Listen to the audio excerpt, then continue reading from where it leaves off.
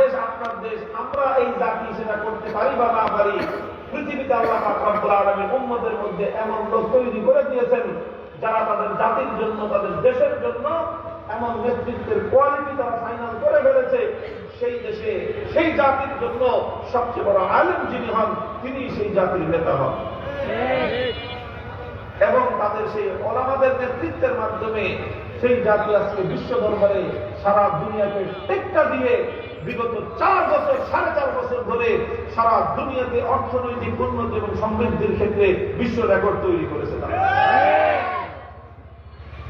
বিশ্ব রেকর্ড তৈরি করেছে শুধু ধর্মীয় উন্নতি নয়, জাগতিক উন্নতির দিক থেকে, অর্থনৈতিক উন্নতির দিক থেকে। আলহামদুলিল্লাহ।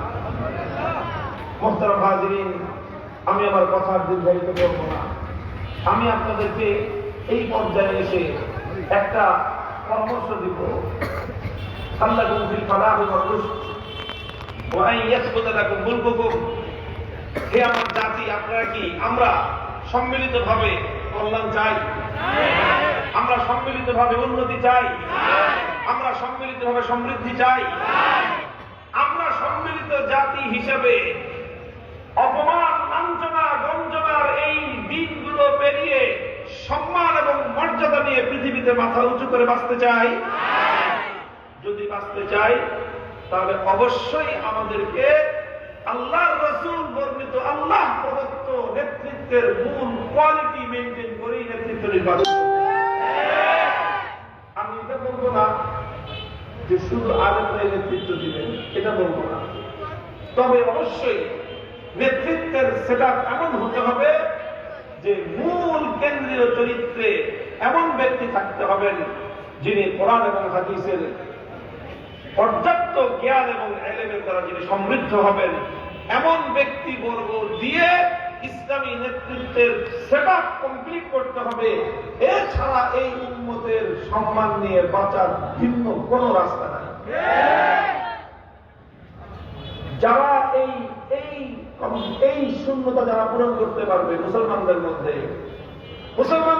যারা তাদের নেতৃত্বের মধ্যে ওলামাদেরকে কম্বাইন করতে পারবে, যারা তাদের নেতৃত্বের মধ্যে ইলমওয়ালাদেরকে কম্বিনেশন ঘটাতে পারবে, সেই মুসলিম জাতি বিশ্ব নেতৃত্ব দিবে ইনশাআল্লাহ। আগামী দিনে তাদের হাতে বিশ্ব নেতৃত্ব আসবে, শুধু দেশের নেতৃত্ব না। ওয়েট এন্ড সি, ইনশাআল্লাহ অপেক্ষা করেন। আমরা দেখে এসেছি সেই জাতি, সেই দেশ।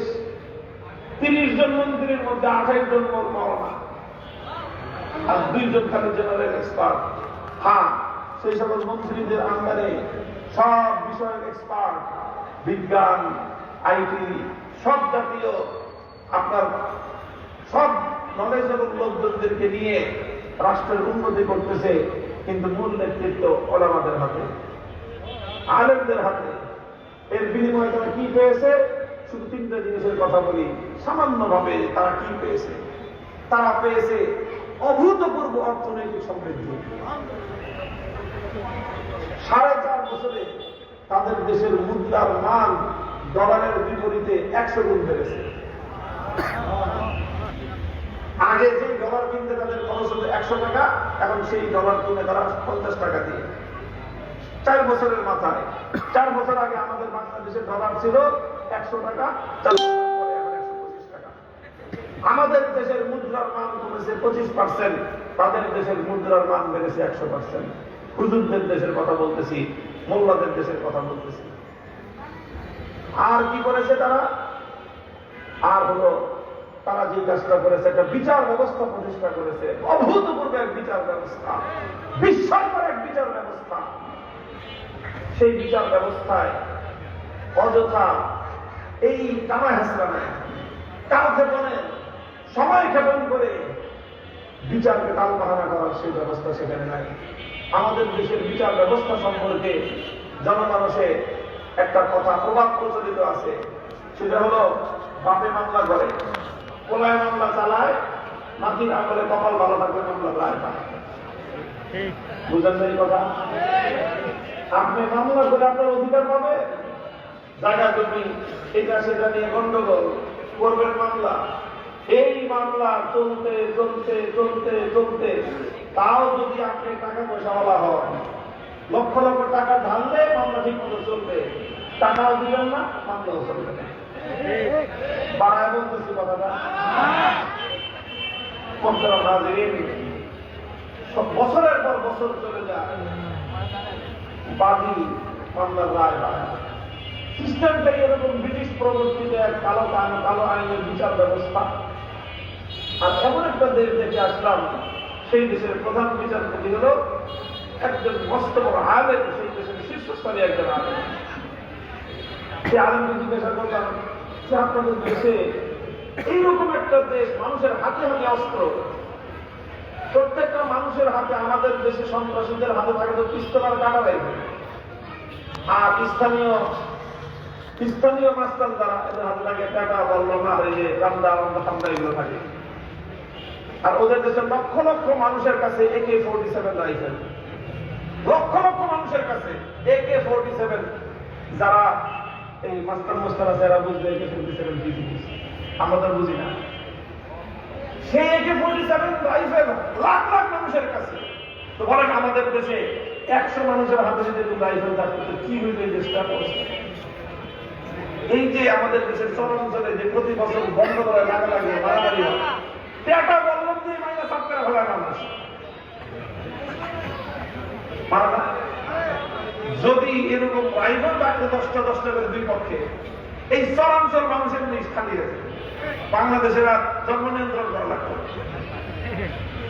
ওই দেশে মানুষের লক্ষ লক্ষ মানুষের কাছে কি বলে AK-47 রাইফেল, অথচ 4 বছরের মধ্যে কোন সংঘাত নাই, মারামারি নাই, কোন ডাকাতি নাই, রাস্তায় কোন চিন্তাই নাই, কোন সন্ত্রাসী নাই। ঘটনা কি? এরকম করলেন কেমনি আপনারা? বলে যে বেশি কিছু না, আমরা একটা বিচার ব্যবস্থা কায়েম করেছি, আল্লাহর কোরআন এবং নবীর সুন্নাহ অনুযায়ী।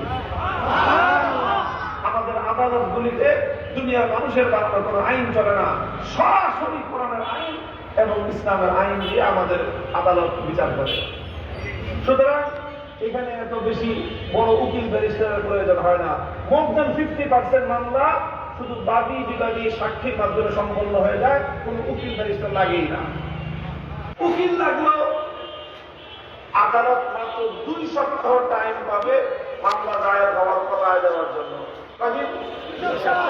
আজকে আপনি মামলা দায়ের করলেন, মামলা রুজু হওয়ার পরে রায় হবে কয়দিনের মধ্যে? মাত্র 2 সপ্তাহ টাইম। 2 সপ্তাহের মধ্যে যদি আদালত রায় দেওয়ার মতো পর্যায়ে না যেতে পারে, তাহলে নিম্ন আদালত উচ্চ আদালতের কাছে নিজে প্রেয়ার দিবে যে আমি 2 সপ্তাহের মধ্যে রায় দিতে পারতেছি না, আমাকে আরেকটা সপ্তাহ বাড়ায় দেবে। লাস্ট এই 3 সপ্তাহের মধ্যে অবশ্যই তোমাকে রায় দিতে হবে। 3 সপ্তাহের মধ্যে নিম্ন আদালত রায় দিয়ে দিল। এবার যার বিপক্ষে রায় গেল সে চাইলে উচ্চ আদালতে আপিল করতে পারে, উচ্চ আদালতে আরো 2-3 সপ্তাহ, এরপরে সর্বোচ্চ আপিলের ডিভিশনে যে যাইতে পারে সেখানে আরো 2-3 সপ্তাহ, 3 তিরিখে 9 সপ্তাহ, সর্বোচ্চ 2 মাসের মধ্যে, সর্বোচ্চ 2 থেকে 2.5 মাসের মধ্যে, যত বড় জটিল মামলা হোক 2.5 মাসের মধ্যে রায় হয়ে কার্যকর হয়ে যাবে। এই জন্য সেখানে ডাকাত যারা ডাকাতি করে লাভ নাই, 2 মাসের মাথায় আমার 1 হাত থাকবে না, 1 পাও থাকবে না। আজকে চুরি করবো আমি, 1 মাসের ব্যবধানে আমার হাত কাটা যাবে। খুনি জানে আমি যদি আজকে একজনকে গুলি করে খুন করি, এই গুলি করে খুন করার পর সর্বোচ্চ আমি 2 মাস বেঁচে থাকতে পারবো। এরপরে আমাকে হাজার হাজার মানুষের সামনে স্পষ্ট খোলা ময়দানে তরবারিতে আমার পাল্লা উড়ায় দিয়ে মৃত্যুদণ্ড কার্যকর করা হবে। এই জন্য বলে ভাই, আমার বেঁচে থাকা দরকার, অন্য তোর মারারও দরকার নেই, নিজেরও মরার দরকার নেই, তুইও বেঁচে থাক, আমি বেঁচে থাকি। এই জন্য খুন খারাপই নাই, খুন খারাপই নাই। মুহতারাম হাজিরিন, এই জন্য আমরা বলি আলহামদুলিল্লাহ, ওলামায়ে কেরাম, আলেম ওলামা কোরআন এবং সুন্নাহর মাধ্যমে যে উম্মতের কাছে, উম্মতের মাঝে নেতৃত্ব প্রতিষ্ঠা করতে পারে, সেই নেতৃত্বের মাধ্যমে আজকের 21 শতাব্দীর সারা পৃথিবীকে চমকে দেওয়া জাতি গঠন করা সম্ভব, অর্থনৈতিক চমৎকার সমৃদ্ধি অর্জন করা সম্ভব, নিরাপত্তা বিঘ্নিত আজকের এই বাংলার মাটিতে শান্তি সুখের একটি নিরাপদ রাষ্ট্র এবং জাতি উপহার দেওয়া সম্ভব। আল্লাহ পাক আমাদেরকে কবুল করেন। মোহাম্মদপুর, বৃহত্তর মোহাম্মদপুর, পরে আপনাদের নাম হয়েছে আবার আদাবর হয়েছে শেরে বাংলা নগর, কিন্তু আসলে আমরা আদিতে মোহাম্মদপুর। আসেন এই মোহাম্মদপুর এলাকায় আমরা মোহাম্মদী নূরের দ্বারা আলোকিত একটা সমাজ গঠন করি। রাজি আছেন?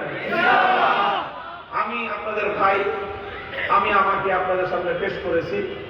আপনারা যদি মনে করেন যে হ্যাঁ এই লোকটা আমাদের খেদমতের উপযুক্ত, নেতৃত্ব প্রতিষ্ঠা করার জন্য বর্তমান সমাজ কাঠামোতে যারা যারা নেতৃত্ব দিচ্ছে তাদের মধ্যে এইরকম মামুনুল হকের মধ্যে 2-4 জন আলেম থাকলে ভালো হয়, এটা যদি আপনারা মনে করেন তাহলে আমি আপনাদের কাছে বলে যাই, চেষ্টা করেন, সহযোগিতা করেন। দেশ এবং জাতি শুধু নয়, পুরা উম্মার ফায়দা হবে। আল্লাহ রাব্বুল আলামিন আপনাদের খেদমত করার তৌফিক আমাকে দান করেন। আমাদের সকলকে মিলেমিশে একটি সুন্দর সমাজ এবং ইসলামী সমাজ, কোরআন সুন্নাহর ভিত্তিতে পূর্ণ একটা জাতিকে আল্লাহ পাক পরিচালিত করার তৌফিক আমাকে দান করেন, আমাদেরকে দান করেন। ওয়া আখিরু দাওয়ানা আলহামদুলিল্লাহি রাব্বিল আলামিন। আসসালামু আলাইকুম।